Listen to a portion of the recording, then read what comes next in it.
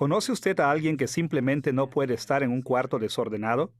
Una vez tuve un compañero de cuarto en la universidad que era así. A menudo dejaba yo un desorden en mi escritorio cuando iba a clases, pero enseguida él siempre arreglaba mi desorden. Al día siguiente yo dejaba las cosas fuera de su lugar otra vez y él las arreglaba una vez más.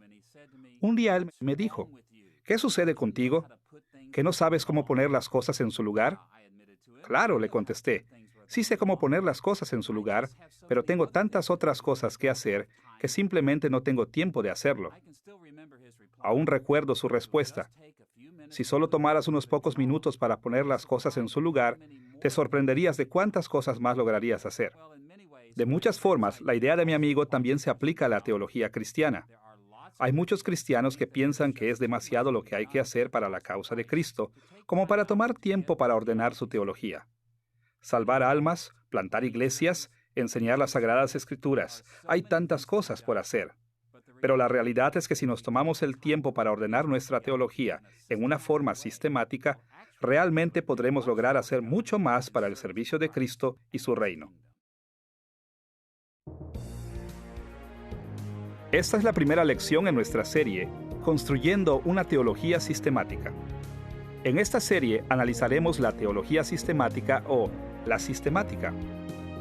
La teología sistemática es una de las formas principales en las que el Espíritu Santo ha guiado a la Iglesia cristiana para ordenar su teología.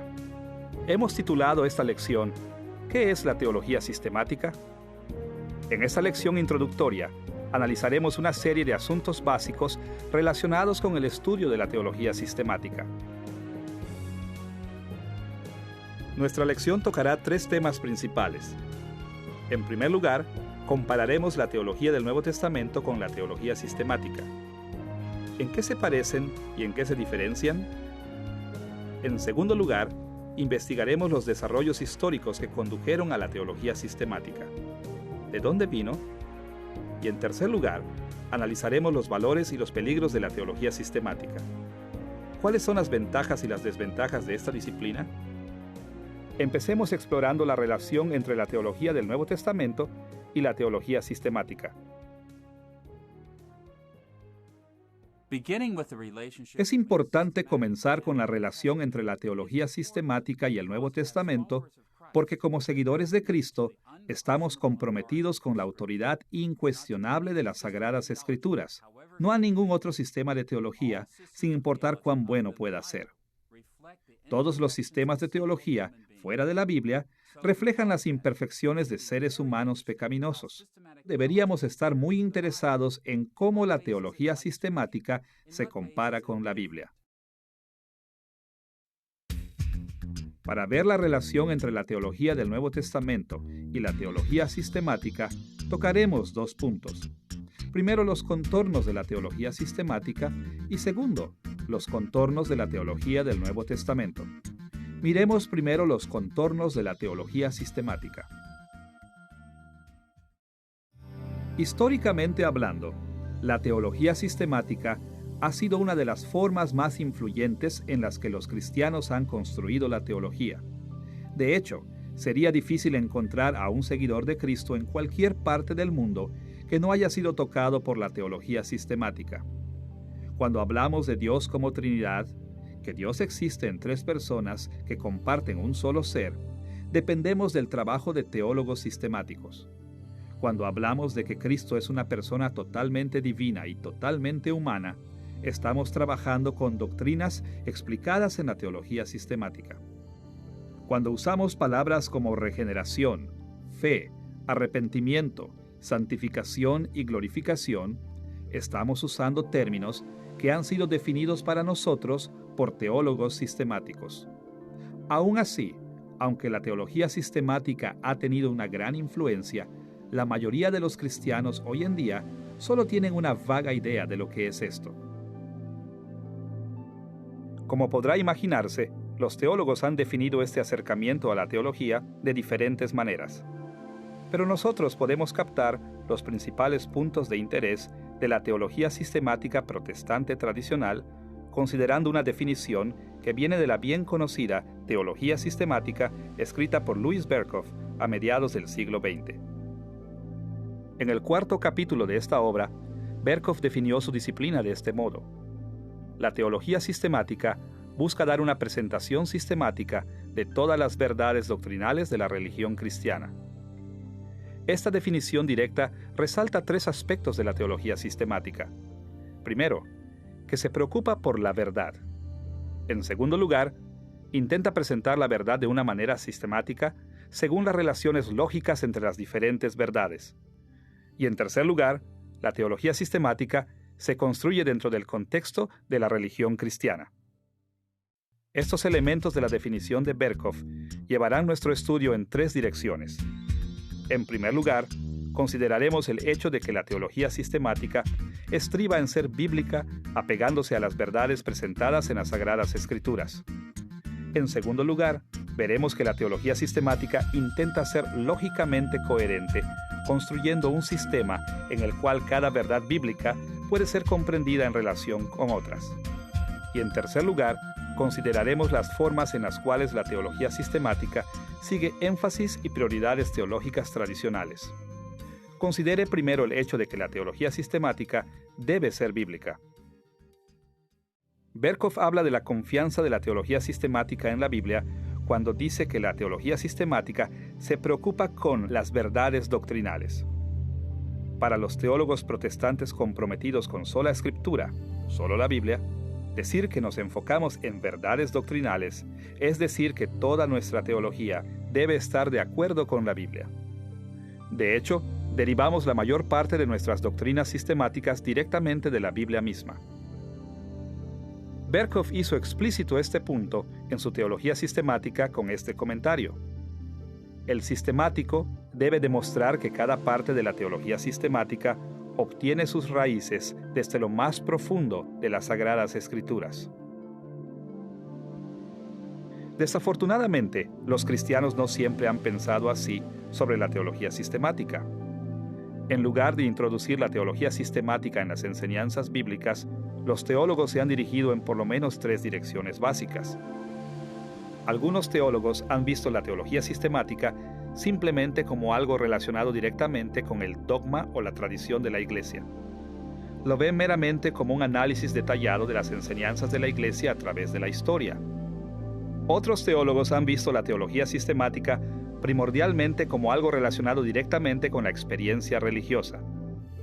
Estos teólogos tratan de traer un orden sistemático para las intuiciones e imaginaciones religiosas de los seres humanos. Sin embargo, otros teólogos han visto filosofías que son ajenas a la fe cristiana como el terreno en el que crece la teología sistemática. En efecto, estos teólogos convierten la teología sistemática en una filosofía de religión. Todos los que están involucrados en la teología sistemática están conectados de alguna forma con la tradición de la Iglesia, la experiencia religiosa y consideraciones filosóficas. Pero definiremos la teología sistemática como una disciplina que está firmemente ligada a las enseñanzas de las Sagradas Escrituras. No estamos tratando de aferrar nuestra teología sistemática a la tradición eclesiástica, la experiencia religiosa o la filosofía. Nosotros entendemos que toda buena teología, incluyendo la sistemática, debe ser bíblica. Ahora que hemos visto que la teología sistemática aspira a ser bíblica, debemos considerar que la teología sistemática trata de ser lógicamente coherente, organizando las enseñanzas de las Sagradas Escrituras en un orden sistemático. Tal como lo señala la definición de Berkhof, esta disciplina busca hacer una presentación sistemática de todas las verdades doctrinales. O, como él lo dijo en alguna parte, el sistemático busca combinar verdades doctrinales en un todo sistemático. Desde este punto de vista, el trabajo del teólogo sistemático es resumir creencias cristianas para que éstas formen un sistema integral, ordenado e incluso lógico. Los sistemáticos buscan poner en claro cómo las enseñanzas de las Sagradas Escrituras revelan un sistema lógico unificado de creencias. En todas las épocas, muchos cristianos han quedado satisfechos al dejar sus creencias relativamente desconectadas. Creemos ciertas cosas acerca de Dios. Creemos en otras cosas acerca de la fe y la salvación. Tenemos otras creencias acerca de la ética y la moralidad. Aunque la mayoría de los cristianos creen en un gran número de cosas, a menudo permitimos que nuestras creencias permanezcan aisladas una de la otra. En cambio, la teología sistemática se enfoca en presentar la coherencia de creencias cristianas. Los sistemáticos tratan de tomar los fragmentos de lo que las Sagradas Escrituras enseñan y explican sus relaciones lógicas con la mayor consistencia y comprensión posible. De hecho, esta es precisamente la razón por la que esta disciplina se llama teología sistemática. La meta es mostrar el sistema de teología enseñado por la Biblia. En tercer lugar, la teología sistemática no solo intenta ser bíblica y lógicamente coherente, sino que también mantiene continuidad en asuntos cristianos tradicionales, enfocando su atención en las doctrinas que la historia ha mostrado son importantes para la Iglesia. La definición de Berkhof tocó este tema al decir que la teología sistemática trata con verdades doctrinales en términos de la religión cristiana.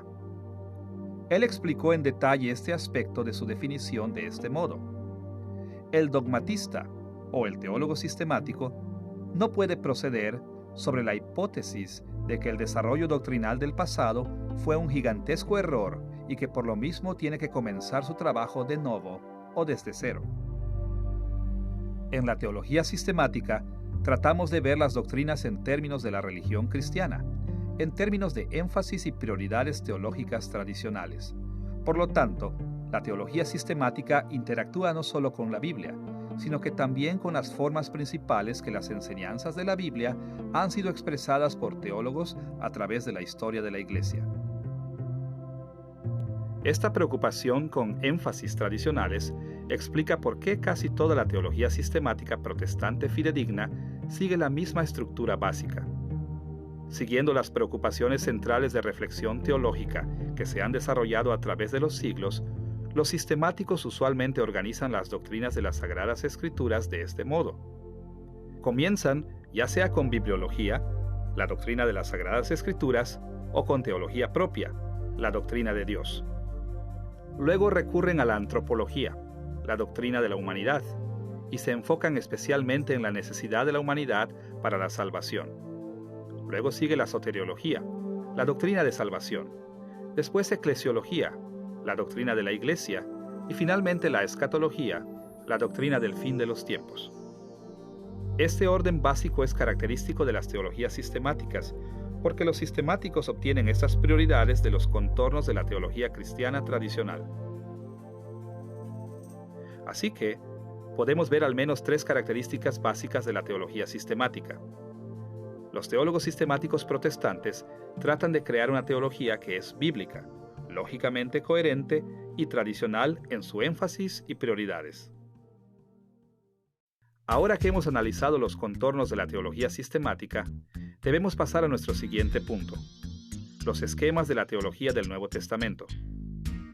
Por supuesto, los buenos sistemáticos pondrán atención a toda la Biblia, incluyendo el Antiguo Testamento, pero en esta lección nos limitaremos a comparar la teología sistemática con la teología del Nuevo Testamento.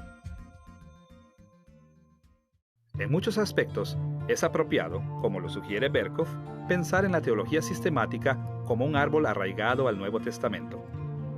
Esta analogía nos ayuda en primer lugar porque nos recuerda que la teología sistemática está basada en las Sagradas Escrituras. Los sistemáticos buscan que sus declaraciones correspondan lo más posible con las del Nuevo Testamento. En este sentido, la buena teología sistemática es muy similar a la teología del Nuevo Testamento. Pero en segundo lugar, al igual que un árbol, la teología sistemática también se extiende hasta y fuera de los límites del terreno de las Sagradas Escrituras. Es decir, aunque la teología sistemática salió del Nuevo Testamento, se convirtió en algo muy diferente al Nuevo Testamento. Para ver estas diferencias, hablaremos de 4 características de la teología del Nuevo Testamento que la distinguen de la teología sistemática. En primer lugar, la diversidad de la teología en el Nuevo Testamento. En segundo lugar, el carácter pastoral del Nuevo Testamento. En tercer lugar, los géneros usados para expresar la teología del Nuevo Testamento. Y en cuarto lugar, la estructura básica de la teología del Nuevo Testamento. Comencemos viendo las diferentes categorías y vocabulario que encontramos en el Nuevo Testamento. Como hemos visto, la teología sistemática está cimentada alrededor de temas que se han discutido una y otra vez en la historia de la Iglesia.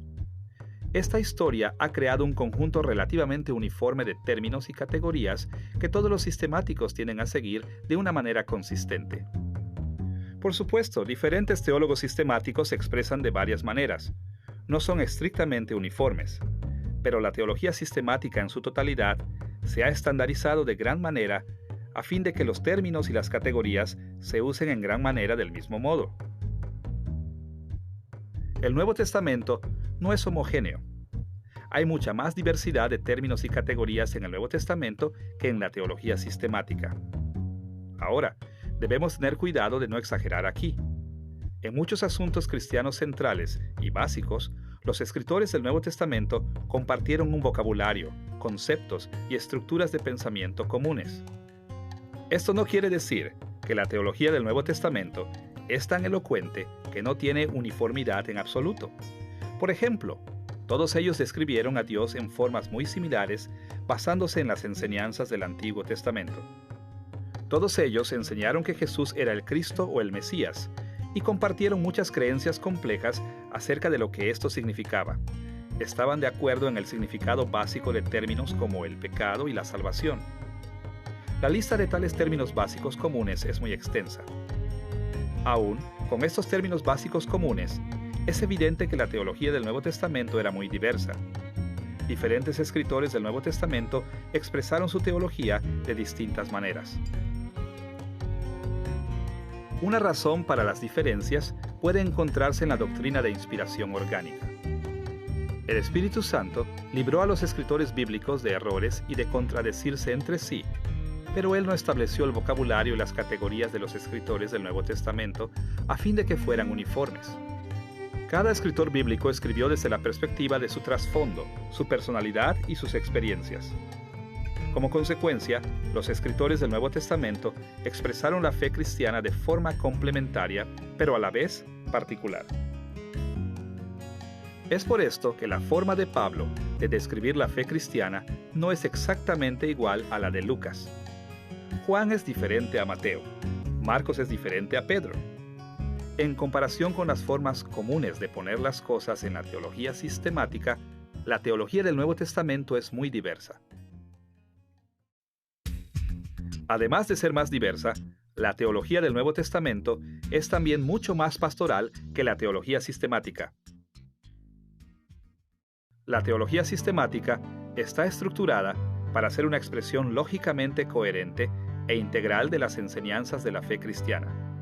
Se enfoca especialmente en las verdades universales permanentes y, como consecuencia, a menudo adquiere una calidad teórica abstracta, enfocándose en cosas como Dios en sí mismo y las teorías de la expiación, los sacramentos y un sinnúmero de otros contenidos abstractos. En cambio, la teología del Nuevo Testamento es mucho más pastoral. Los escritores del Nuevo Testamento expresaron su teología de tal forma que señalaron necesidades relativamente específicas de formas específicas. Una vez más, debemos tener cuidado de no exagerar.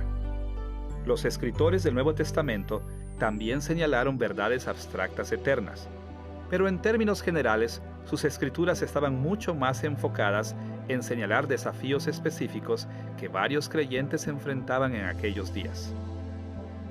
Por ejemplo, este enfoque pastoral explica por qué las epístolas de Pablo son tan diferentes una de la otra.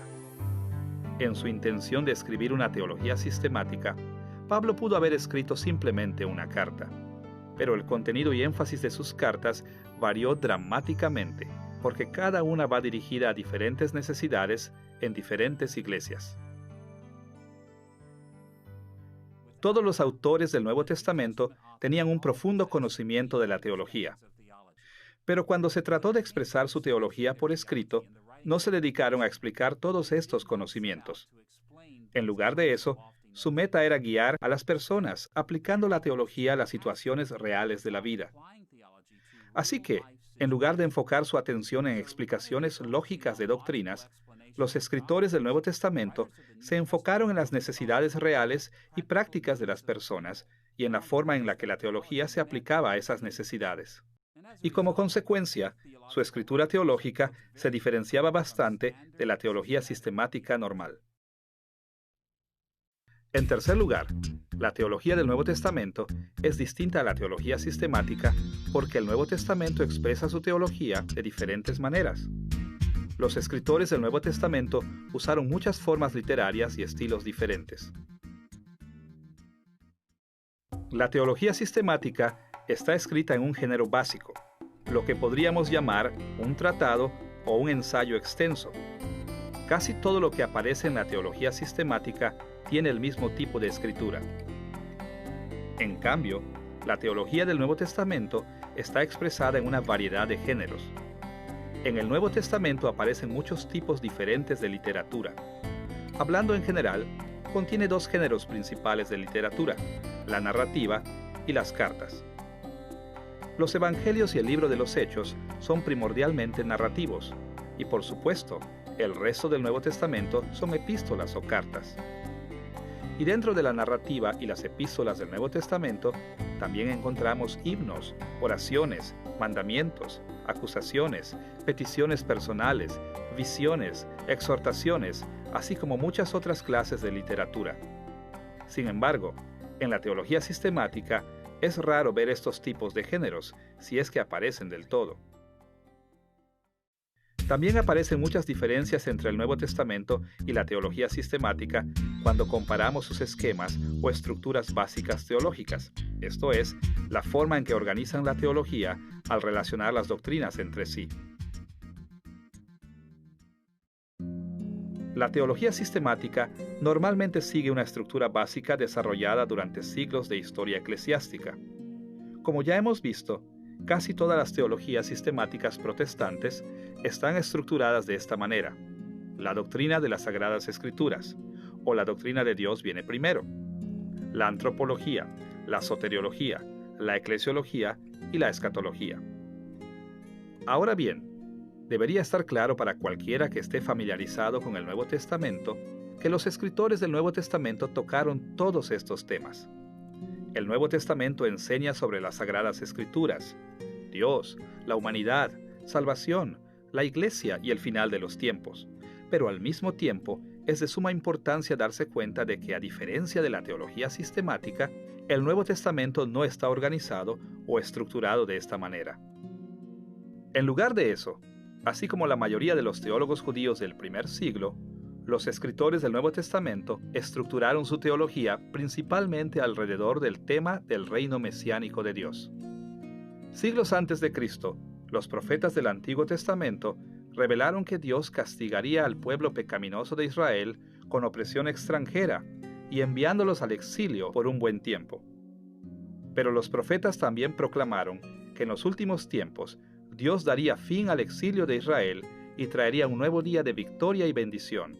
Y Él haría esto a través de su Mesías, quien establecería la fase final del reino de Dios en la tierra, trayendo el juicio final en contra de los enemigos de Dios y las bendiciones últimas para los judíos y gentiles fieles. Para la época del Nuevo Testamento, los judíos ya habían sufrido la adversidad del exilio por varias generaciones y como consecuencia, la llegada del Mesías y con él, la última etapa del reino de Dios, se había convertido en una de las principales preocupaciones, si no es que en la principal preocupación, integrando toda la teología judía. Los teólogos judíos estaban muy preocupados con preguntas como estas. ¿Cuándo vendrá el Mesías? ¿Cómo traerá el Mesías el gran día del juicio y bendición? ¿Y cómo deben vivir las personas fieles a Dios mientras llega el Mesías? Estos temas fueron también la principal preocupación de los escritores del Nuevo Testamento. Los escritores del Nuevo Testamento edificaron su teología en la fase final del reino de Dios y el Mesías, pero hicieron esto de una manera cristiana muy particular. Jesús y sus apóstoles explicaron que el fin del exilio y la llegada del reino mesiánico de Dios no llegarían de una forma tan simple y sencilla como la mayoría de los teólogos judíos lo esperaban. Una de las principales metas de los escritores del Nuevo Testamento fue explicar que la transición de este tiempo de exilio y pecado hacia el reino mesiánico de Dios implicaría un proceso complicado y extenso. Según el Nuevo Testamento, Jesús estableció el fin del destierro y el comienzo del reino mesiánico cuando estuvo aquí en la tierra. Un día Cristo regresará y traerá el reino a su gloriosa consumación del juicio final y bendición. Pero mientras tanto, el tiempo del exilio y el tiempo del reino mesiánico de Dios se encuentran uno al lado del otro. Los escritores del Nuevo Testamento estructuraron todo lo que ellos creyeron conforme a esta estructura básica. Por ejemplo, no explicaron a Dios en lo abstracto, sino que estaban primordialmente preocupados en explicar cómo actuó Dios en la era del pecado, cómo actúa Él ahora durante la transición de las eras y cómo actuará en los tiempos venideros. No ofrecieron debates teóricos de la doctrina de Cristo. En lugar de eso, explicaron quién era Él en cuanto al comienzo del reino, el tiempo de continuación y la consumación. También fue descrito el Espíritu Santo en estas tres etapas como el que vino, el que ahora le da poder a la Iglesia y el que un día llenará todo completamente. Aún la doctrina de salvación fue estructurada bajo este concepto.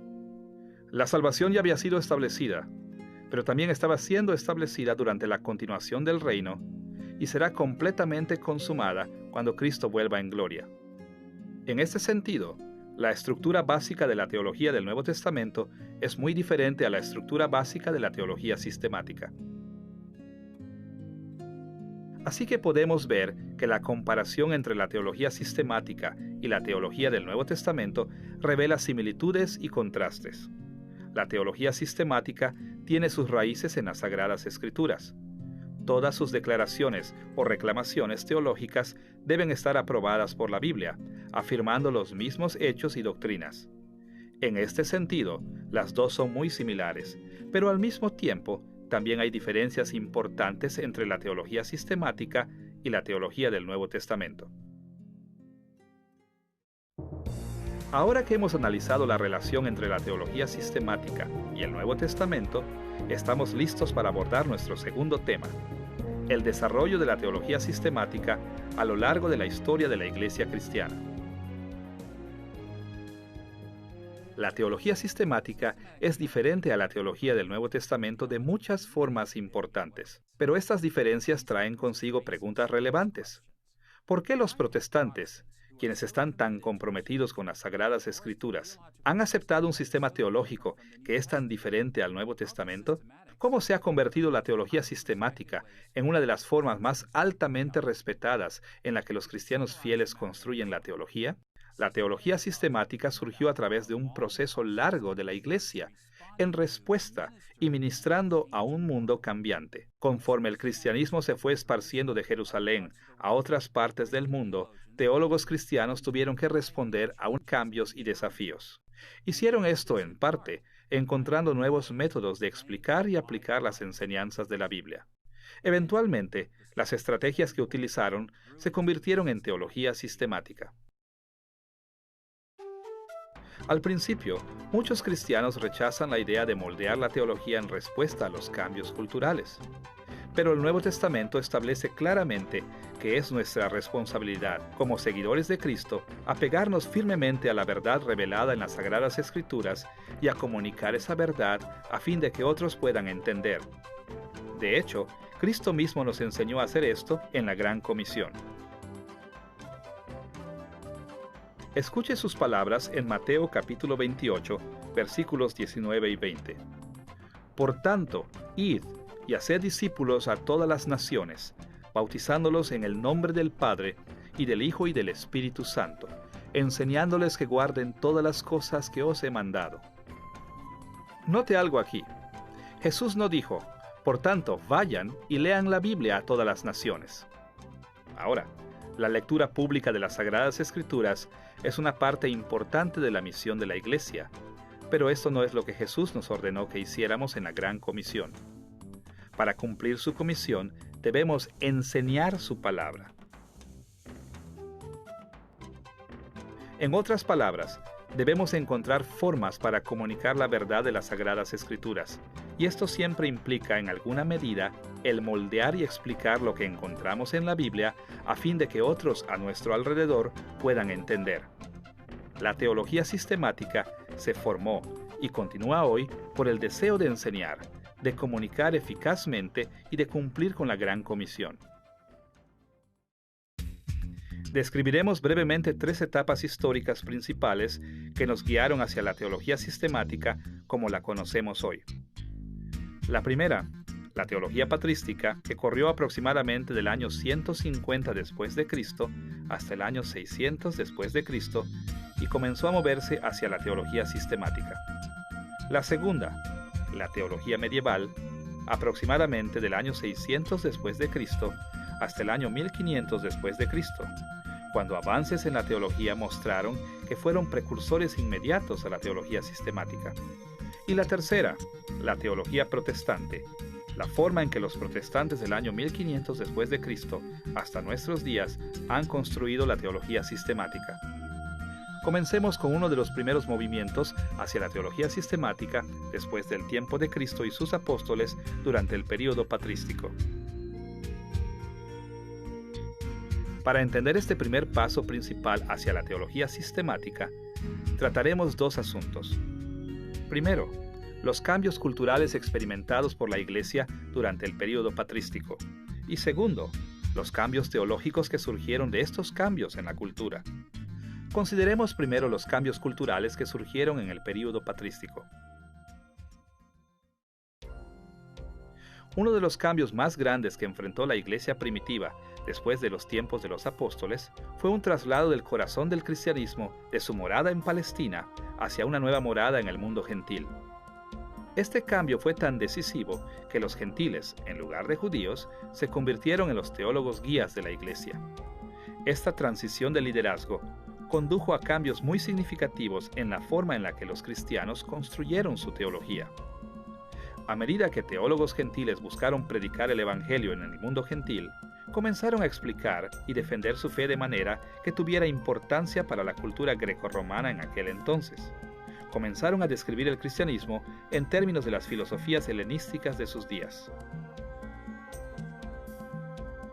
Resulta interesante observar que los cristianos no fueron los primeros en poner en contacto de una manera significativa a las Sagradas Escrituras con la cultura helenística. Siglos antes de Cristo, un sinnúmero de judíos se habían esparcido a lo largo del mundo gentil. Conforme vivieron su fe en el Antiguo Testamento en ese mundo, misioneros judíos o proselitistas intentaron cruzar el espacio que había entre el judaísmo y el mundo gentil. Ahora, conforme estos judíos alcanzaron a los gentiles, tomaron 2 caminos que los cristianos después de ellos siguieron. Por un lado, muchos judíos helenizaron tanto su fe que cayeron en el sincretismo. Inadecuadamente mezclaron la fe verdadera del Antiguo Testamento con prácticas y creencias paganas. Uno de los mejores ejemplos conocidos de tal sincretismo aparece en los escritos de Filón de Alejandría, quien vivió del año 30 a.C. al año 50 después de Cristo. Filón trató de minimizar las diferencias entre la fe del Antiguo Testamento y la cultura intelectual de los gentiles, tomando los libros de Moisés como alegóricos y argumentando que su fe judía era respetable porque tenía armonía con la filosofía griega clásica. Al mismo tiempo, sin embargo, muchos judíos durante estos siglos encontraron formas de predicar legítimamente en sus culturas helenísticas sin comprometer seriamente su fe bíblica. Un buen ejemplo de esta clase de ministerio fue la creación de la Septuaginta, el Antiguo Testamento griego. Las versiones griegas del Antiguo Testamento fueron traducidas en sinagogas por todo el mundo mediterráneo para que los judíos y los gentiles que no entendían hebreo tuvieran acceso a las Sagradas Escrituras. Durante el período patrístico, los teólogos cristianos se movieron en estas 2 direcciones también. Por un lado, muchos líderes de la Iglesia cayeron en el sincretismo cristiano porque fueron demasiado lejos en sus intentos de helenizar la fe del Nuevo Testamento. Mezclaron el verdadero cristianismo con las prácticas y creencias paganas. Algunas formas de sincretismo ya habían surgido en la Iglesia del Nuevo Testamento, Pero durante el período patrístico, algunas sectas no ortodoxas bien conocidas, como el ebionismo, la de Basílides y el gnosticismo, se desarrollaron en el cristianismo.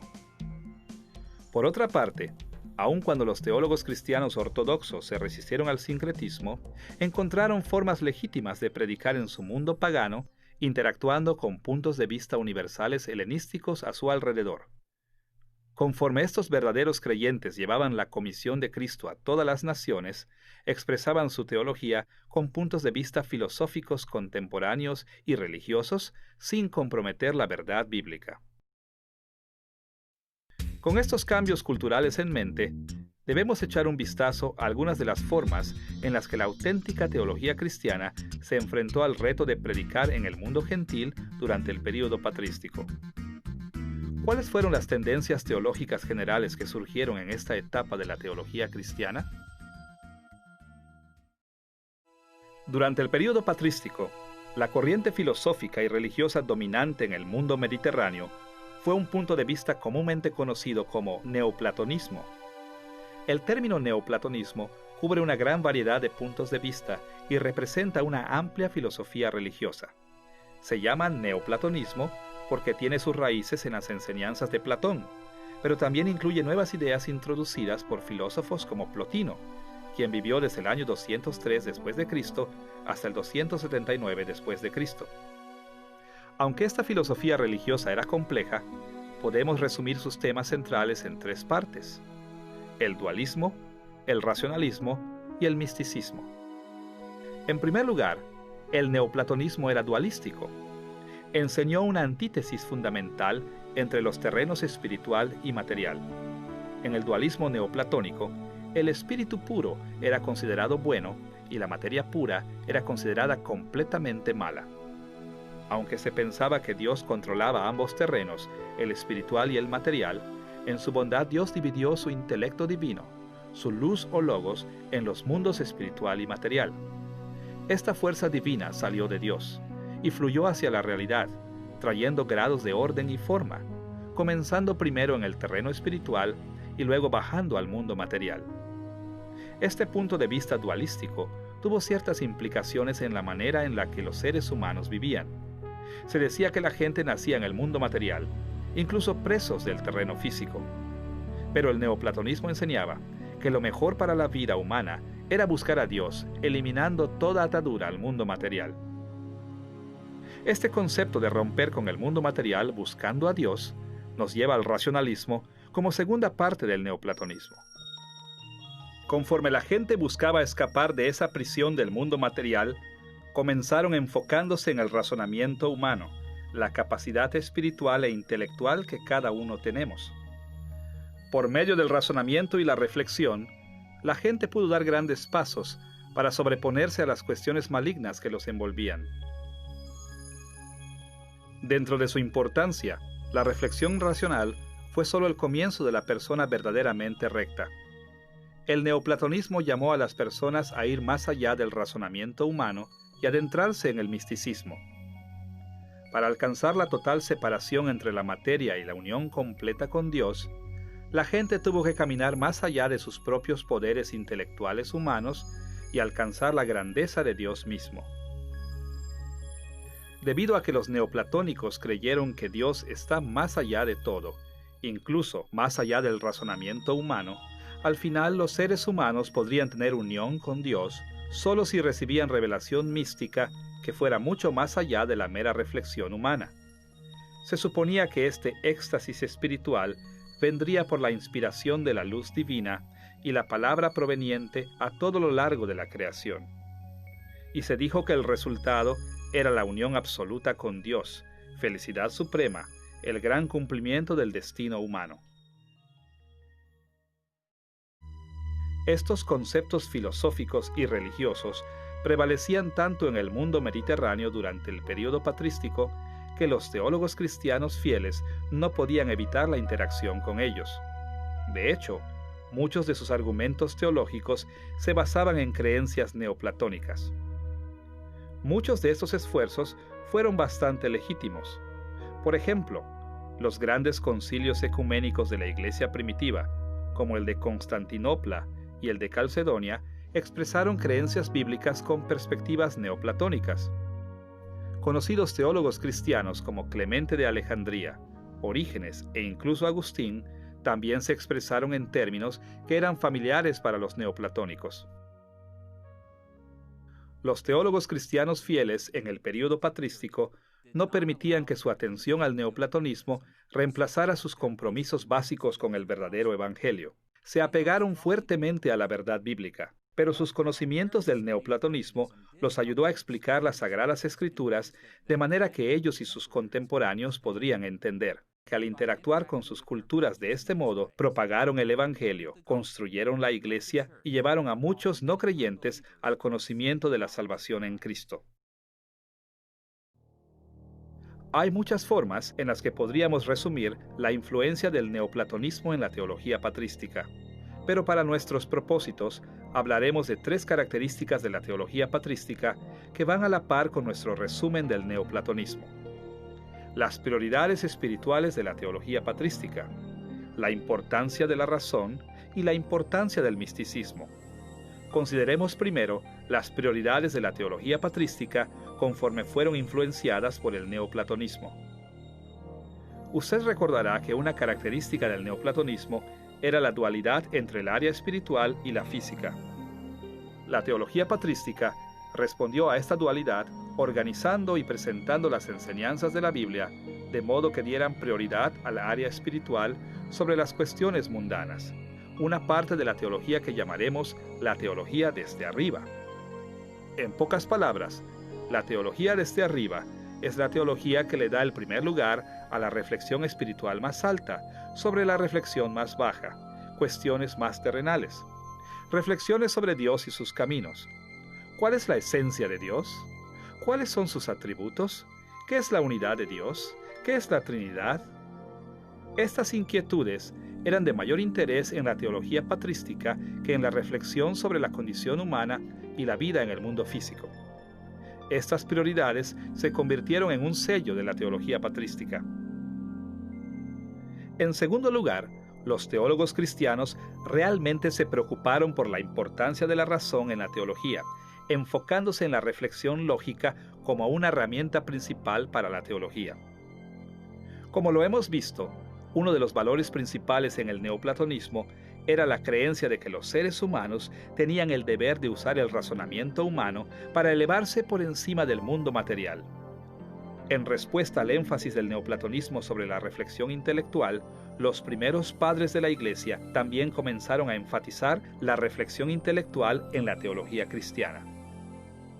Los principales teólogos cristianos se enfocaron más que nunca en la investigación racional minuciosa y la explicación de las creencias cristianas, de tal manera que muchas de las doctrinas que el Nuevo Testamento dejó sin especificar ni profundizar en ellas, se convirtieron en el objetivo de la reflexión racional.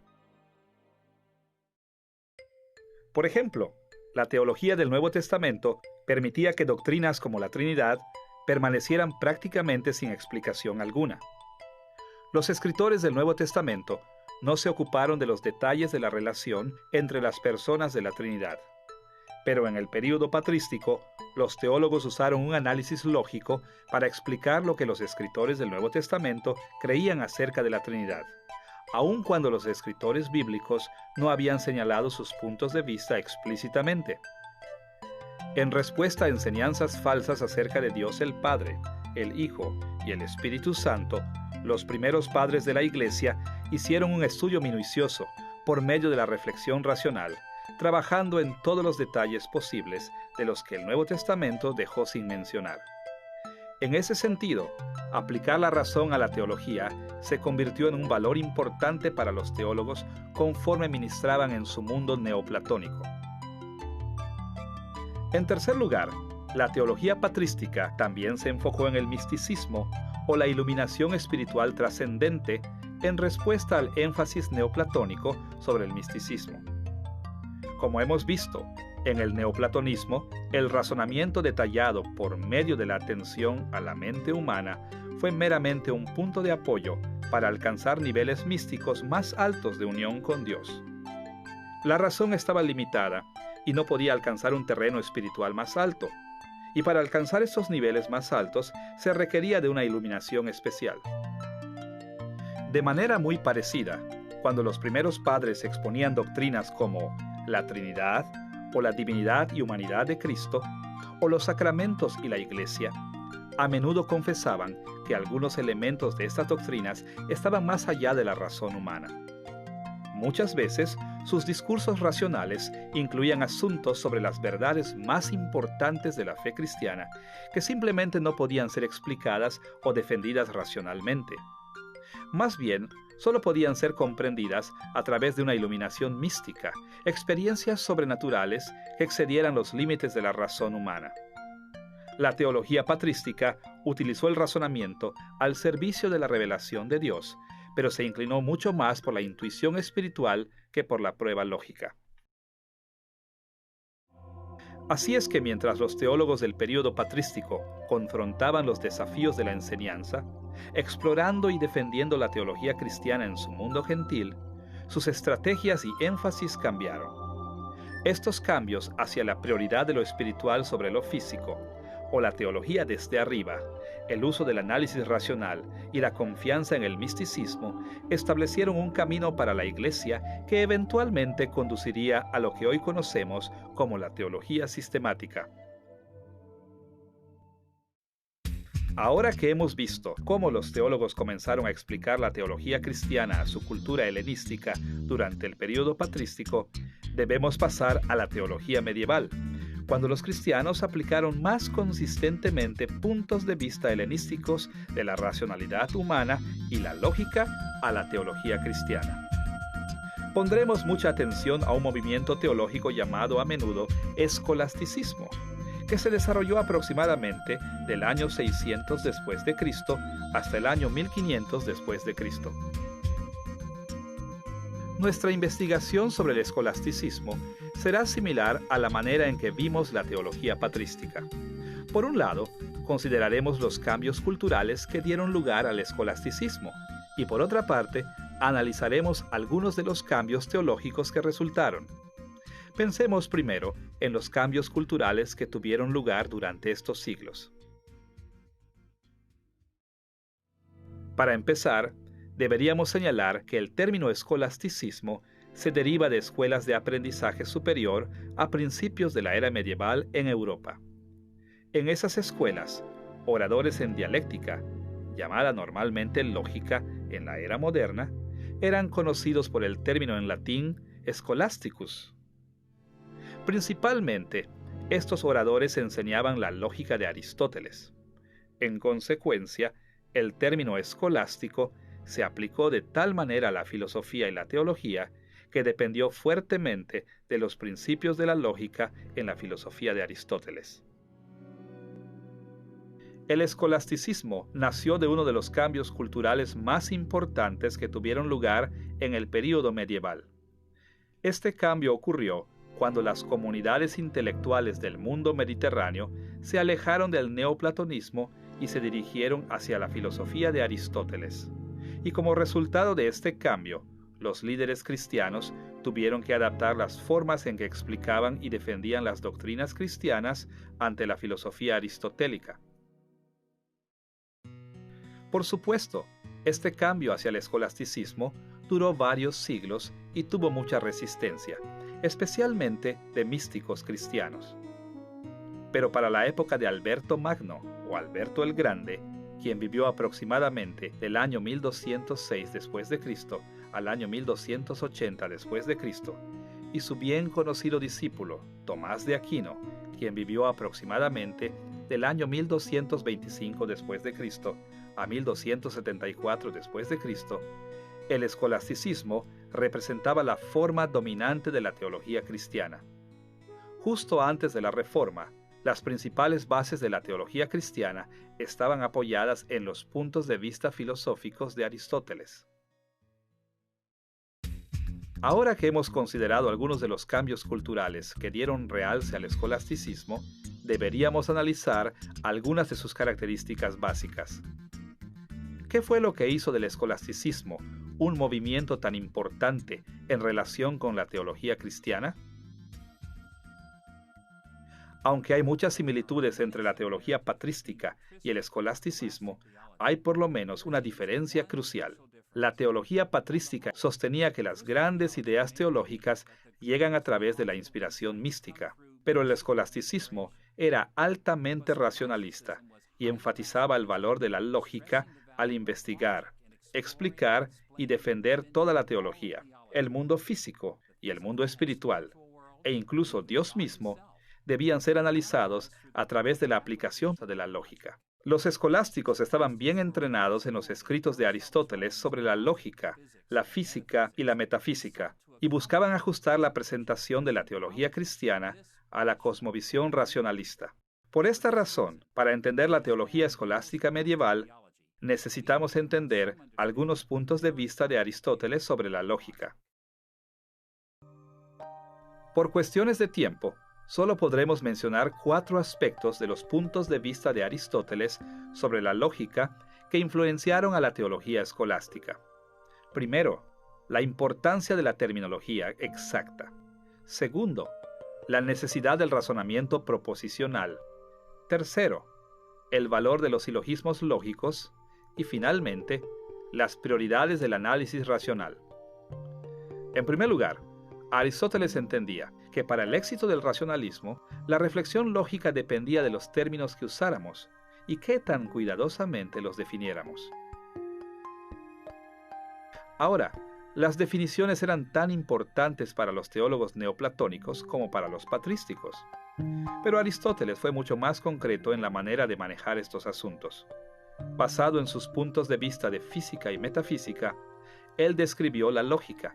Incluso utilizó métodos científicos antiguos de clasificar objetos, definiendo la esencia o sustancia de una cosa y sus irregularidades o características no esenciales que se usan para distinguir cualquier cosa bajo la consideración de todas las demás cosas. De la misma manera, para comunicarse claramente con su cultura aristotélica, los teólogos escolásticos definieron términos teológicos de la mejor manera posible. Para ilustrar de una manera simple cómo la escolástica acomodó su teología al énfasis de Aristóteles con una terminología precisa, veamos un pasaje de la Suma Theologica de Tomás de Aquino. En el capítulo titulado ¿Es Dios infinito?, Tomás de Aquino reportó y respondió a la siguiente objeción.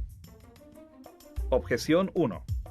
Tal parece ser que Dios no es infinito, por cuanto todo lo infinito es imperfecto, porque tiene partes y materia.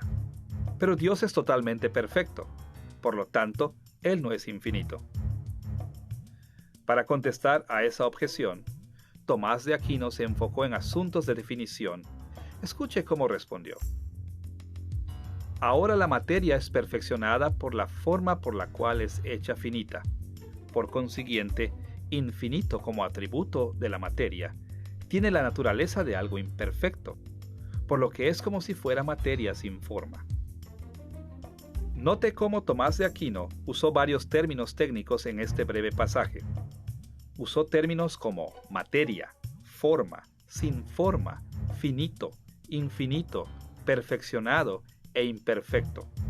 Y usó estos términos de manera que fueran comprendidos en sus días porque correspondían al uso de Aristóteles de tales términos. Como resultado, Tomás de Aquino pudo hacer buenas distinciones entre sus puntos de vista y los puntos de vista de otros. Este enfoque en definiciones precisas de terminología fue característico de la teología escolástica. Como resultado de este enfoque, la teología escolástica usó términos técnicos frecuentemente. La escolástica desarrolló un vocabulario especializado extensivo para la teología cristiana. Y esto es importante para nosotros, porque muchos de sus términos se han seguido usando en la teología cristiana a lo largo de los siglos. Además de motivar a los teólogos escolásticos a enfatizar la terminología exacta, el trabajo de Aristóteles también los motivó a dar un papel central a las proposiciones que comunican la verdad teológica. En sus formas más simples, las proposiciones son declaraciones factuales establecidas por un sujeto y un predicado. Usamos proposiciones todo el tiempo en nuestro diario hablar. Considere la frase, yo soy un hombre. En esta proposición, yo es el sujeto y soy un hombre es el predicado. Y todos estamos familiarizados con proposiciones en la teología, como por ejemplo, Jesús es el Hijo de Dios y el Espíritu Santo es la tercera persona de la Trinidad. Proposiciones o declaraciones factuales como estas fueron esenciales para la teología escolástica conforme fueron moldeadas por el análisis de Aristóteles sobre la lógica. Aristóteles puso mucha atención en cómo funciona el razonamiento lógico con las proposiciones. A su parecer, la lógica no funciona con expresiones de intuiciones o emociones, poesía o simbolismo, enigmas u oraciones. La lógica tiene que ver primordialmente con declaraciones factuales. Solo con proposiciones correctamente formadas podemos usar la lógica para analizar un tema. A la par con el énfasis de Aristóteles, el escolasticismo hizo un gran esfuerzo para expresar su teología formal en proposiciones. Ahora, los teólogos escolásticos entendieron que la fe cristiana tenía que involucrar otra clase de expresiones. Muchos expresaron sus convicciones religiosas en poesía, himnos, oraciones y cosas por el estilo. Pero en los contextos académicos sofisticados, las creencias teológicas fueron presentadas en proposiciones cuidadosamente construidas, es decir, declaraciones factuales. Para ilustrar la posición central de las proposiciones en la teología escolástica, recurriremos otra vez a la Suma Teológica de Tomás de Aquino. Escuche su argumento en el capítulo titulado ¿Acaso el conocimiento de Dios es evidente por sí solo? Objeción 1. Tal parece ser que la existencia de Dios es evidente por sí sola. Ahora se dice que estas cosas son evidentes por sí solas para nosotros. El conocimiento que está implantado naturalmente en nosotros, como lo podemos ver en los primeros principios. Pero como dice el Damasceno, refiriéndose a Juan Damasceno, del VIII siglo, el conocimiento de Dios está naturalmente implantado en todo. Por eso la existencia de Dios es evidente por sí sola. Tomás de Aquino respondió a esta objeción de este modo. Nadie puede admitir en su mente lo contrario de lo que es evidente por sí solo, como el filósofo, refiriéndonos a Aristóteles, declara concerniente a los primeros principios de demostración. Pero lo contrario de la proposición, Dios es, puede ser admitido en la mente. El necio dijo en su corazón, no hay Dios. Por consiguiente, que Dios existe no es evidente por sí solo. Como esperaríamos, este pasaje se refiere al significado técnico de Aristóteles de lo que es evidente por sí solo, como una idea de que nadie puede admitir en su mente lo contrario. Pero más allá de esto, vemos que Tomás de Aquino respondió a su oponente con proposiciones. Él no regañó ni amenazó a su oponente. En lugar de eso, consistentemente respondió con proposiciones. Lo que vemos aquí en Aquino fue característico de la teología escolástica en general. La escolástica limitó sus debates teológicos formales casi totalmente a las proposiciones. Razonaron asuntos teológicos colocando cuidadosamente términos definidos en declaraciones factuales bien estructuradas. Este aspecto se volvió tan central para la teología cristiana formal que aún en nuestros días, las proposiciones siguen siendo cruciales para la teología sistemática. Una tercera forma en la que el escolasticismo interactuó con las reflexiones de Aristóteles sobre la lógica puede estar resumida bajo la categoría de silogismo. En pocas palabras, un silogismo es un argumento lógico en el cual las proposiciones están organizadas para formar premisas y conclusiones. A manera de ilustración, un silogismo conocido que a menudo se enseña en libros de texto de lógica elementales dice más o menos así. Premisa 1. Sócrates es un hombre. Premisa 2. Todos los hombres son mortales. Conclusión. Por consiguiente, Sócrates es mortal. Aristóteles ocupó mucho tiempo identificando cómo pueden ser ordenadas las proposiciones en argumentos que conducen a ciertos tipos de conclusiones.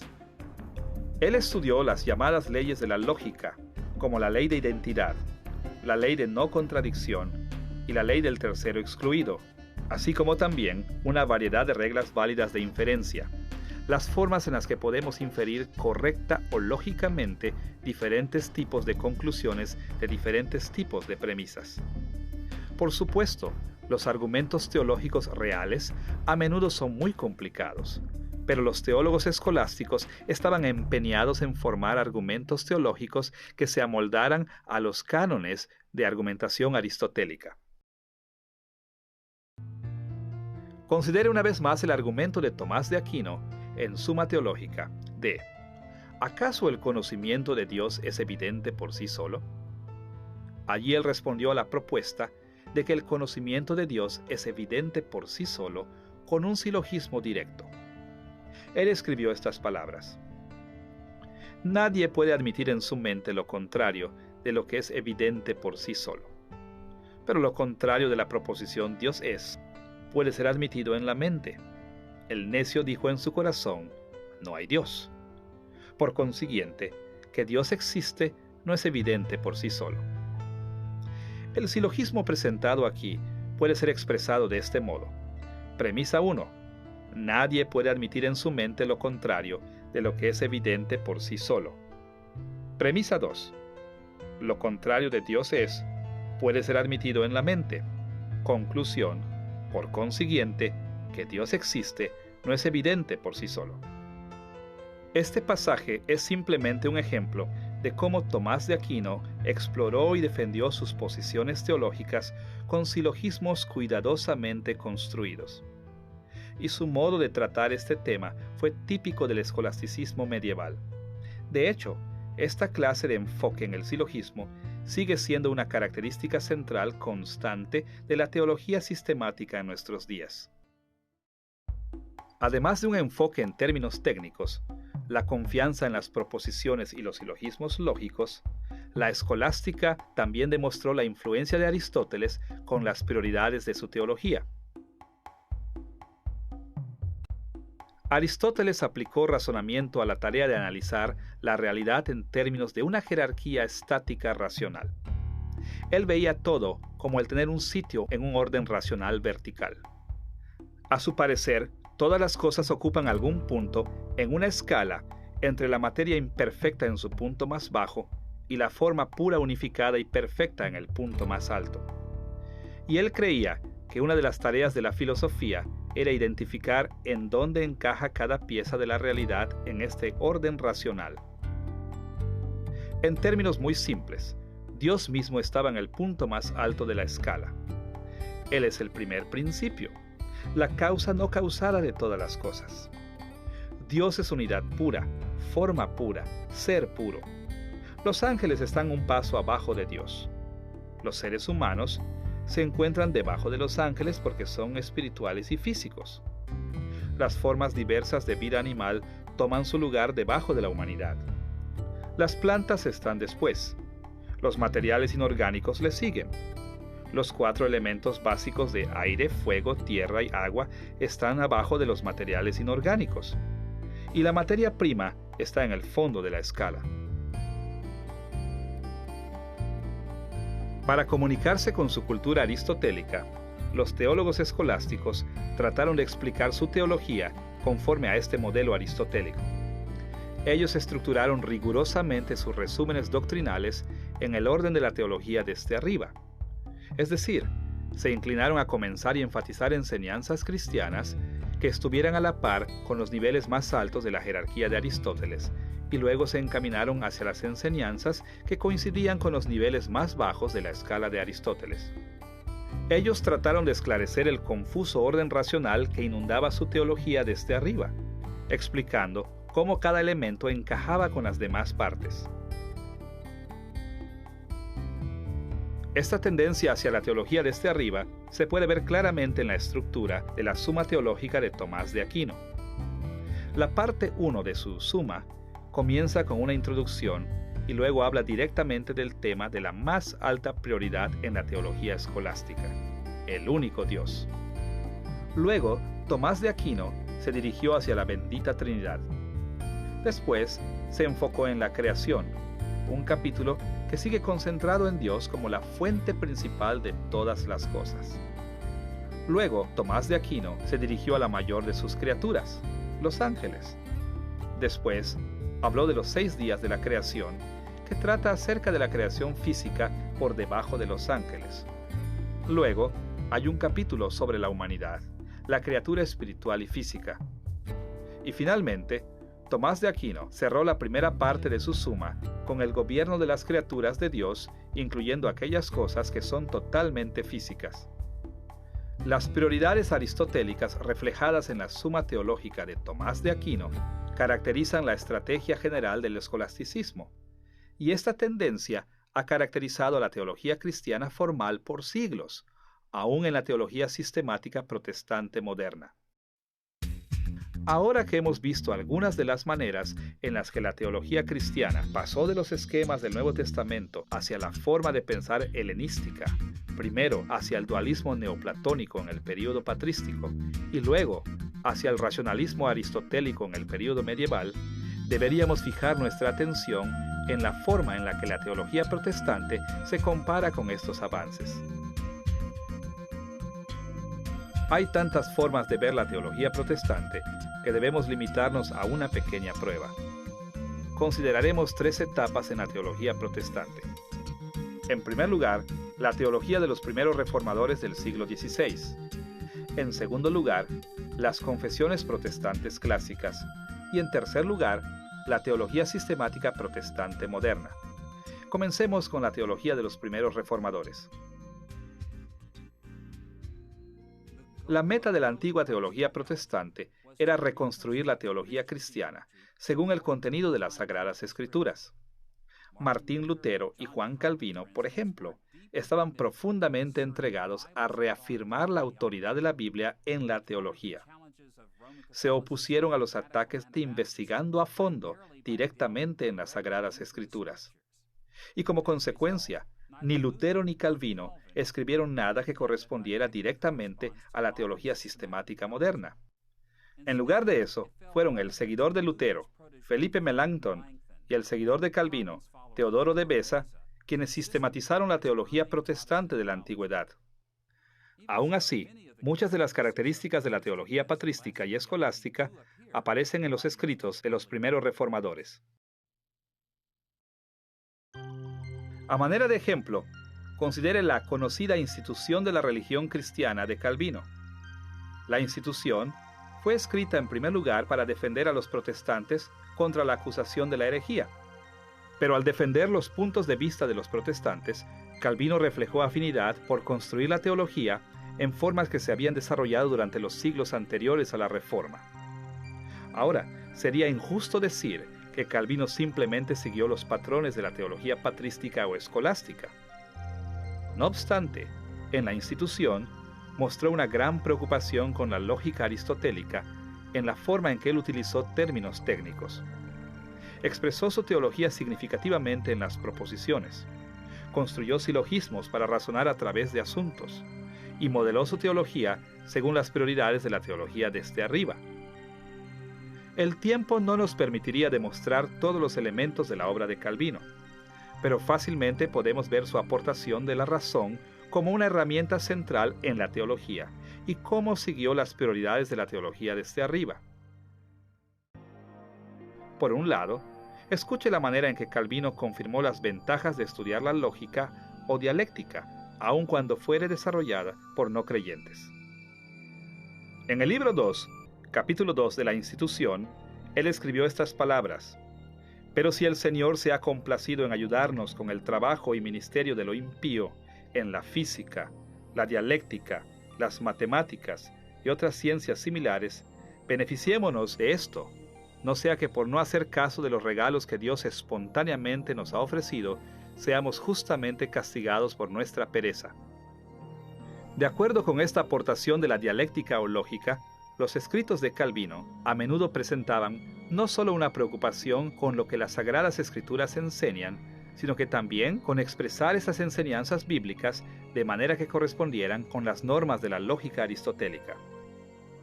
Por otra parte, a gran escala, la institución de Calvino también refleja las prioridades de la teología desde arriba, de manera que reflejó muy de cerca las estructuras de la teología medieval. La institución se divide en 4 libros. El primer libro trata sobre el conocimiento de Dios como el Creador. En este libro, Calvino describe a Dios en sí mismo y a Dios como el Creador soberano y controlador del universo. El libro 2 se enfoca en el conocimiento de Dios como Redentor. Trata sobre asuntos más terrenales que están relacionados con la intervención de Dios en el mundo, en la consumación de la salvación de su pueblo por medio de Cristo. El libro 3 describe el recibimiento de la gracia, así como sus beneficios y efectos. Aquí Calvino explicó cómo la salvación que se consumó en Cristo se aplica individualmente a cada persona y qué bendiciones y efectos trae a la vida de cada persona el recibimiento de la salvación. Y el libro 4 se enfoca incluso en algo más básico, asuntos más prácticos: la Iglesia, sus sacramentos y su relación con el gobierno civil. Así es que entonces podemos ver que Calvino se dirigió desde conceptos celestiales más altos hacia abajo, hacia los más mundanos.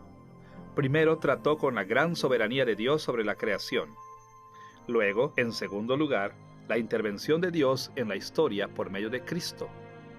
Continuó con la salvación de cada persona individualmente. Y finalmente encontramos atención a las preocupaciones cristianas prácticas de todos los días. Así que, en términos de su aportación de la lógica y la teología desde arriba, Calvino continuó siguiendo los métodos teológicos y las prioridades que se habían desarrollado en la historia de la Iglesia antes de la Reforma.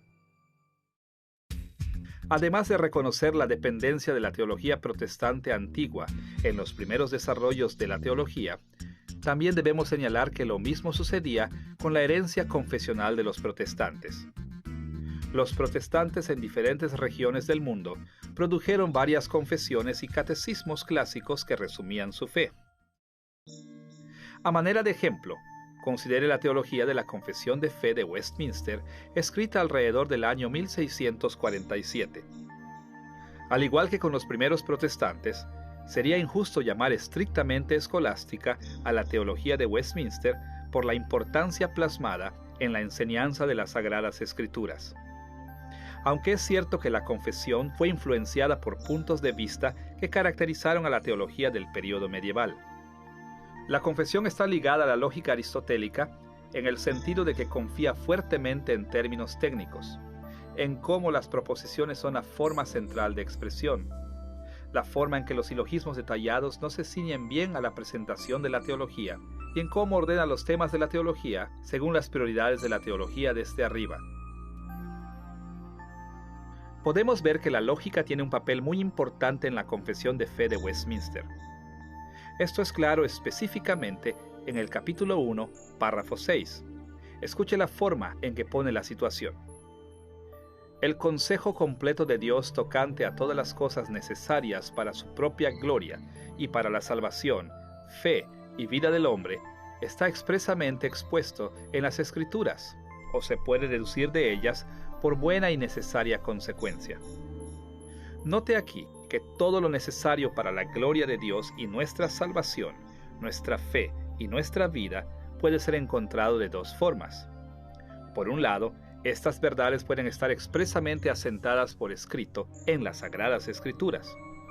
Es decir, la Biblia enseña ciertas verdades esenciales explícitamente. Pero por otro lado, otras doctrinas cristianas importantes pueden ser una consecuencia buena y necesaria sacada de las Sagradas Escrituras. Esta declaración le da un papel muy importante a la razón o la lógica en la teología protestante. Conforme estos teólogos protestantes hicieron su trabajo, utilizaron la razón y la lógica para describir las implicaciones de las Sagradas Escrituras. De este modo, la Confesión de Fe de Westminster revela una tendencia definitiva hacia los métodos de los períodos primigenios. Más allá de esto, el contexto general de la estructura de la confesión de fe también revela las prioridades de la teología desde arriba. Los capítulos de la confesión siguen este orden. Después de que un capítulo inicial se titula de las Sagradas Escrituras, los capítulos 2 y 3 se enfocan en la realidad espiritual más alta, Dios mismo. Después, los capítulos 4 y 5 tratan con la creación. Luego, si nos dirigimos incluso más allá hacia los temas comunes o terrenales, los capítulos del 6 al 17 hablan de la caída de la humanidad en pecado y la subsecuente redención. Después, los capítulos del 18 al 31 explican asuntos más prácticos de la Iglesia y la vida cristiana. Finalmente, los capítulos 32 y 33 se ocupan del fin de la historia del mundo. Las prioridades teológicas presentadas en esta estructura caracterizan muchas de las confesiones protestantes clásicas y catecismos. Con estas tendencias generales de la teología protestante primigenia y las confesiones protestantes clásicas en mente, podemos ver que la teología sistemática moderna continúa con las mismas tendencias.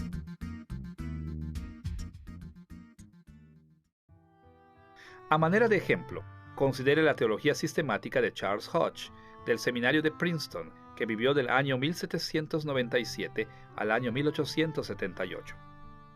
A lo largo de su teología sistemática, Hodge le dio un papel central a la razón y la lógica al emplear términos técnicos tradicionales.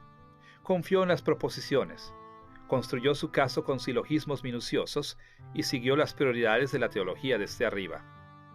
Por un lado, Hodge aportó un papel para la razón en la teología que se movió más allá de los cánones del escolasticismo medieval y los primeros protestantes. Escuche la forma en que explicó cómo los teólogos deben practicar su disciplina de manera que sea análoga para los científicos modernos. En el libro primero, capítulo 1, sección 5 de su teología sistemática, escribió estas palabras: El hombre de ciencia viene al estudio de la naturaleza con ciertas suposiciones. 1. Asume la fiabilidad de sus percepciones sensoriales. 2. También debe asumir la fiabilidad de sus operaciones mentales. 3. También debe confiar en la certeza de aquellas verdades que no se han aprendido de la experiencia. Cada efecto debe tener una causa, que la misma causa bajo circunstancias similares producirá efectos similares. Habiendo descrito cómo se entendían las ciencias naturales en sus días, entonces Hodge añadió una palabra acerca de los teólogos sistemáticos. La Biblia es para el teólogo lo que la naturaleza es para el hombre de ciencia. Es su almacén de hechos, y su método de averiguar lo que la Biblia enseña es el mismo que usa el filósofo natural para averiguar lo que la naturaleza enseña. Así es que vemos que aunque Hodge modificó su comprensión de la razón y la lógica conforme a la línea de la ciencia moderna en sus días, como teólogo sistemático, él se mantuvo en una antigua tradición de ver la lógica y la razón como herramientas vitales para construir la teología. Por otra parte, la teología sistemática de Hodge también siguió las prioridades de la teología desde arriba. Un vistazo a su teología sistemática revela la estructura general de su resumen de la teología cristiana. Su teología sistemática comienza con una introducción seguida por la parte 1 que se titula La teología correcta. Allí él se ocupó de la doctrina de Dios mismo. La parte 2 se titula Antropología, la cual se mueve hacia abajo en la escala de prioridades para la humanidad.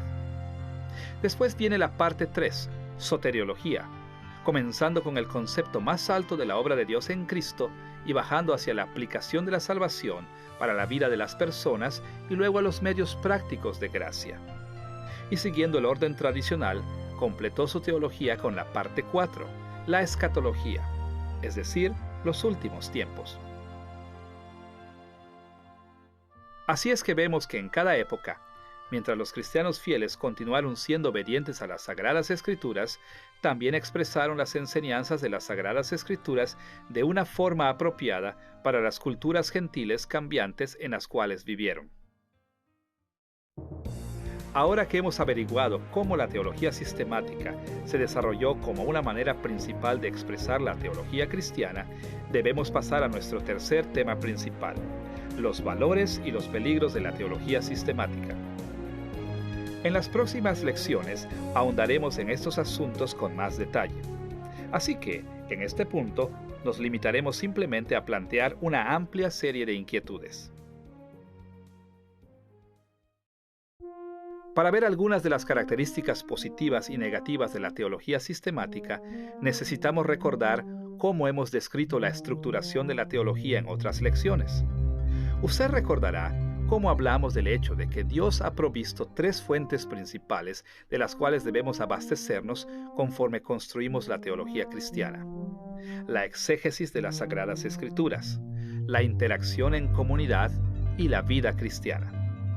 La exégesis de las Sagradas Escrituras es la forma de concentrarnos en la revelación especial, y las otras dos fuentes se enfocan más en la revelación general de Dios en todas las cosas. La interacción en comunidad nos da acceso a una dimensión muy importante de la revelación general: el testimonio de otras personas, especialmente otros cristianos. Y la vida cristiana nos llama la atención a otras dimensiones vitales de la revelación general. Esas cosas las aprendemos a través de experiencias del vivir para Cristo, luchar con el pecado y caminar en el Espíritu. Estas tres fuentes teológicas son las formas usuales en las que el Espíritu Santo dirige al pueblo de Dios a entender su revelación y a construir la teología cristiana. Usted también recordará que estas principales fuentes teológicas nos ayudan a evaluar los niveles de confiabilidad que debiéramos dar a ciertas creencias que tenemos. Conforme los testigos de la exégesis, la interacción en comunidad y la vida cristiana tengan armonía y sean importantes sobre algún asunto en particular, nuestro nivel de convicción y confianza acerca de ese asunto normalmente deberá crecer. Debido a que las fuentes de la exégesis, la interacción en comunidad y la vida cristiana juegan un papel tan importante en la construcción de la teología cristiana, podemos hacer algunas evaluaciones importantes de los valores y los peligros de la teología sistemática, preguntando: ¿cómo ayuda y cómo obstaculiza la teología sistemática a que usemos las tres fuentes que Dios ha provisto? Trataremos primero la teología sistemática con respecto a la vida cristiana. Segundo, la teología sistemática y la interacción en comunidad. Y tercero, la teología sistemática y la exégesis. Consideremos primero cómo tiene la teología sistemática tanto efectos positivos y negativos en la vida cristiana. La fuente de la vida cristiana puede describirse de varias maneras, y en lecciones posteriores analizaremos más a fondo cómo funciona. Por lo pronto, le daremos una breve muestra de la fuente de la vida cristiana. En nuestro estudio, hablaremos de la vida cristiana como algo que envuelve nuestra santificación, nuestro crecimiento en la santidad en tres áreas relacionadas. Debemos estar santificados en un nivel conceptual, en un nivel conductual y en un nivel emocional. En otras palabras, nuestros pensamientos deben conformarse a la voluntad de Dios. Nuestras acciones deben conformarse a la voluntad de Dios, y nuestros sentimientos deben conformarse a la voluntad de Dios de la misma manera. Hemos hablado de estas tres dimensiones de la vida cristiana como la ortodoxia, ortopraxis y ortopatía. Existen maneras vitales en las cuales la teología sistemática realza y obstaculiza nuestra habilidad para beneficiarnos de estas tres dimensiones de la vida cristiana. Miremos primero el lado más positivo: cómo realza la teología sistemática la vida cristiana como una fuente para la teología. En el lado positivo, la teología sistemática es fuerte particularmente en el área de la ortodoxia. Nos provee de una forma de pensar sistemática, una estructura conceptual para considerar correctamente los asuntos que confrontamos en nuestra vida diaria. Conforme tratamos de vivir para Cristo día a día, a menudo confrontamos situaciones donde necesitamos poder extraer de un punto de vista lógicamente coherente, un punto de vista estable, consistente, de Dios, del mundo a nuestro alrededor y de nosotros mismos. La teología sistemática es una de las formas más importantes en las que podemos encontrar tales puntos de vista. Cuando solo hemos desconectado creencias, no estamos bien preparados para evaluar nuestras circunstancias, para responder preguntas acerca de nuestras vidas o para hacer elecciones que honran a Dios. Recuerdo una ocasión en la que visité a un amigo en el hospital. Él estaba muy enfermo y en necesidad de mucha oración, pero cuando le pregunté si él oraba pidiendo la ayuda de Dios, él dijo no. Quedé impactado y le pedí que me explicara por qué. Me dijo, creo en la soberanía de Dios. Así que sé que la oración no puede hacer ninguna diferencia. ¿Qué le había sucedido a mi amigo? En muchos aspectos, él había tomado un poquito de la teología cristiana y lo había tomado como si fuera el total de la enseñanza cristiana. Él entendía correctamente que Dios está en control de la historia, que Dios es completamente soberano. Pero mi amigo no supo cómo relacionar ese hecho con otras verdades de la fe cristiana, como el instrumento de la oración, las formas en que Dios usa la oración para llevar a cabo sus propósitos soberanos. La soberanía de Dios no disminuye la necesidad de la oración. De hecho, es la base lógica de la oración. Porque Dios es soberano, es que oramos. Es porque Él está en control que vamos a Él para pedir ayuda. Si Dios no estuviera en control, deberíamos recurrir a alguien más para pedir ayuda. Si mi amigo hubiera entendido estas cosas, él habría estado mejor instruido, él habría entendido la relación entre la oración y la soberanía de Dios de tal manera que habría estado mucho mejor preparado para vivir su vida cristiana durante esa difícil experiencia. Al mismo tiempo, por positiva que pueda ser la teología sistemática para la ortodoxia, puede obstaculizar la vida cristiana si esperamos demasiado de ella. La teología sistemática nos llama la atención a la reflexión racional detallada en la fe cristiana, y esto es de suma importancia. Pero nos podemos preocupar tanto cuando ponemos nuestras creencias en un sistema lógico que ignoramos otras dimensiones de la vida cristiana, especialmente la ortopraxis, adaptando nuestro comportamiento a la voluntad de Dios, y a la ortopatía, ajustando nuestras emociones con la voluntad de Dios. Por ejemplo, los cristianos que se involucran fuertemente en la teología sistemática normalmente se debilitan en la práctica y los sentimientos de la fe cristiana. Ellos marginan asuntos como la adoración, el involucrarse en los medios de la gracia, el servicio a los demás y la dirección intuitiva y emocional del Espíritu Santo. Reducen la vida cristiana a cuestiones conceptuales, ortodoxas, y eliminan dimensiones más prácticas y personales de la vida cristiana. La teología sistemática racional es importante, pero nuestra fe no es solamente un sistema de doctrinas. Es una fe práctica que debe ser practicada y una relación personal que debe ser alimentada. Recuerdo un estudiante que recibió llamados para que fuera pastor de varias iglesias. Él estaba tan frustrado porque no sabía cómo tomar una decisión. Me dijo, he estudiado mucho la teología sistemática.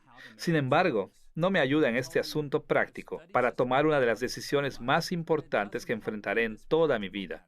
Así que le pregunté, ¿cómo sientes que te dirige el Espíritu Santo? ¿Has tomado el tiempo suficiente ayunando para poder tomar esa elección? ¿Por qué debería hacer eso? Él contestó. Quiero resolver este asunto lógica y sistemáticamente.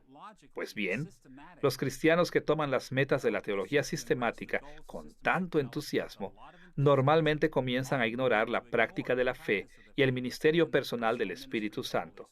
Y esto puede obstaculizar gravemente la vida cristiana fructífera. Además de ayudar por un lado y obstaculizar por el otro nuestra habilidad para vivir la vida cristiana, la teología sistemática también tiene muchos otros efectos positivos y negativos en la interacción en comunidad. En lecciones futuras ahondaremos con más detalle en la interacción en comunidad, pero en este punto simplemente mencionaremos la dinámica principal de esta fuente teológica.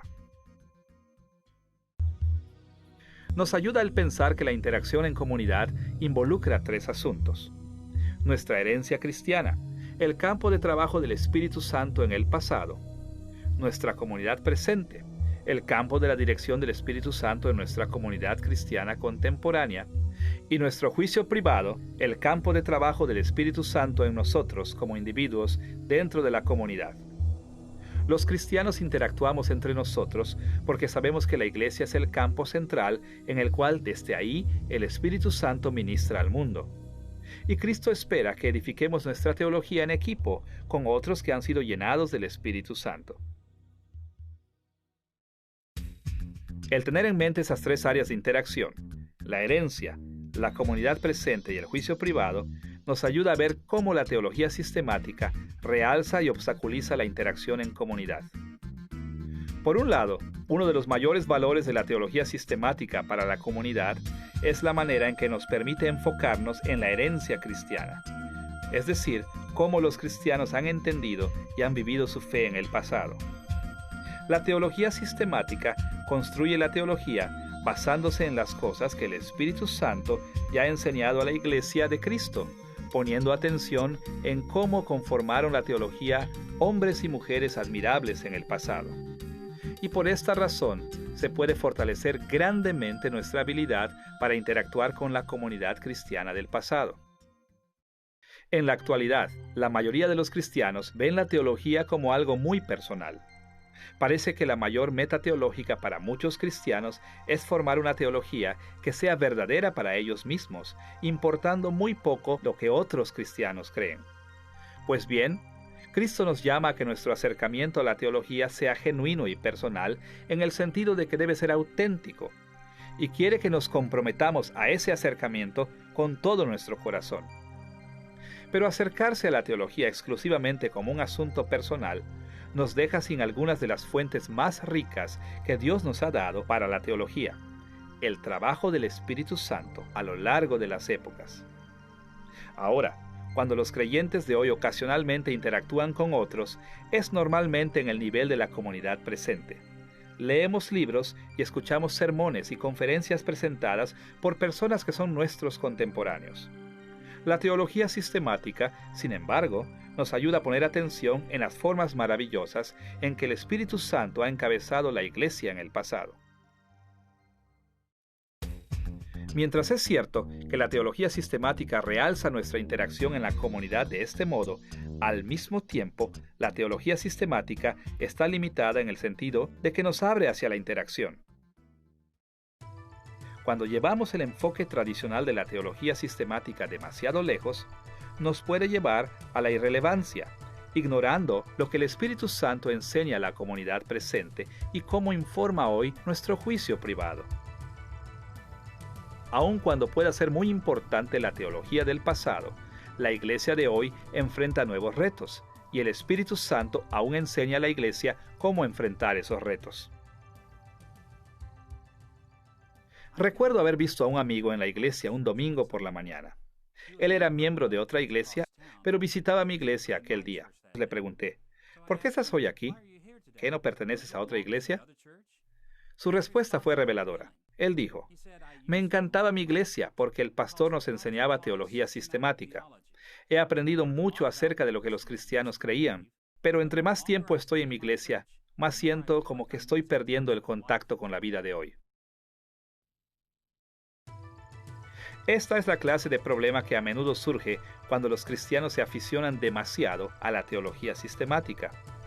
Dan tanta atención a la herencia que no saben cómo manejar asuntos contemporáneos. La teología sistemática a menudo nos pone obstáculos para no poner atención a la comunidad del presente y el juicio privado. Así como es importante considerar cómo la teología sistemática nos prepara para la vida cristiana y la interacción en comunidad, también tiene una gran influencia en nuestra exégesis de las Sagradas Escrituras. En lecciones futuras, investigaremos la exégesis con más detalle, pero en este momento debemos enfocarnos en las formas principales en las que el Espíritu Santo ha enseñado a la Iglesia a interpretar la Biblia. Nos será útil resumirlas en tres categorías básicas: el análisis literario, el análisis histórico y el análisis temático. Cada uno de estos acercamientos hace contribuciones únicas, pero también Cada uno de estos depende de los demás. Entonces, mientras evaluamos el valor y las limitaciones de la teología sistemática para la exégesis, deberíamos mencionar cómo se relacionan los tres análisis con la interpretación de las Sagradas Escrituras. El análisis literario es un acercamiento a la exégesis que mira la Biblia primordialmente como si fuera un cuadro o una pintura. La vemos como una obra literaria de arte. Esta clase de exégesis ha sido enfatizada mucho en las últimas décadas. Hablando en general, el análisis literario busca entender la Biblia como un documento diseñado por escritores humanos para influenciar a sus lectores a través de medios convencionales literarios. En el análisis literario se presta mucha atención a preguntas como: ¿cuáles fueron las inquietudes de los escritores humanos? ¿Cómo transmite el mensaje del escritor las características literarias de un pasaje? ¿Y cómo debieron impactar las Sagradas Escrituras a su audiencia original? El análisis histórico es un acercamiento a la Biblia que ha sido característico del período moderno, comenzando con la Ilustración y finalizando solo en las últimas décadas. Durante este periodo, entender la historia a la que la Biblia se refiere ha sido la principal preocupación para la exégesis bíblica. El análisis histórico aborda la Biblia no tanto como un cuadro o pintura literaria, sino como una ventana hacia la historia. Ahora, el acertado análisis histórico nunca ignora otros estudios, pero su principal propósito es ver a través de las Sagradas Escrituras para aprender sobre la historia que se encuentra detrás del texto. En algunas formas de análisis histórico, los cristianos hacen preguntas exegéticas como estas: ¿qué hechos de Dios se mencionan en las Sagradas Escrituras? ¿Cuál fue su significado en la antigüedad? ¿Cómo estaban conectados estos hechos de Dios con otros hechos de Dios antes y después? En términos generales, el enfoque principal del análisis histórico ha sido reconstruir lo que sucedió en la historia bíblica y entender el significado que tuvieron esos acontecimientos para las personas que vivieron en aquellos tiempos. Una tercera estrategia principal que la Iglesia ha tomado para la exégesis podría llamarse análisis temático. El análisis temático siempre ha sido una de las formas en las que los cristianos derivan la teología de la Biblia, pero el análisis temático fue enfatizado fuertemente en los primeros siglos de la Iglesia antes del cambio hacia el análisis histórico durante el período moderno. En el análisis temático, vemos las Sagradas Escrituras no tanto como un cuadro literario o una ventana a la historia, sino como un espejo, una forma de dirigir preguntas, asuntos o temas que son importantes para nosotros, aun si no son sobresalientes en la Biblia misma. Hacemos preguntas como: ¿qué dice la Biblia acerca de nuestros intereses? ¿Cómo nos ayuda en nuestras necesidades? ¿Qué dice acerca de los temas que nos interesan? Estos temas pueden venir de asuntos personales, pueden venir de asuntos que surgieron en culturas que nos rodean o pueden venir de comunidades en nuestra iglesia. Cualquiera que fuere el caso, los cristianos fieles siempre han querido saber lo que las Sagradas Escrituras enseñan acerca de los temas o preguntas que son importantes para ellos.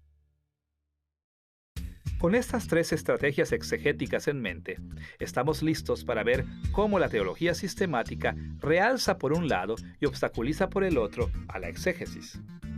En primer lugar, la teología sistemática está bien equipada para realzar el análisis temático. Los teólogos sistemáticos nos dan una serie de preguntas tradicionales, un grupo bien ordenado de temas. La teología sistemática representa una forma muy útil de análisis temático. Los teólogos sistemáticos estudian lo que toda la Biblia dice acerca de temas teológicos tradicionales. Cotejan versículos de toda la Biblia y extraen las interconexiones entre estos versículos que se relacionan con temas tradicionales. Este proceso de cotejar y combinar versículos diferentes en un todo nos ayuda a evitar el interpretar algo acerca de un tema en las Sagradas Escrituras como si eso fuera todo lo que se dice sobre ese tema.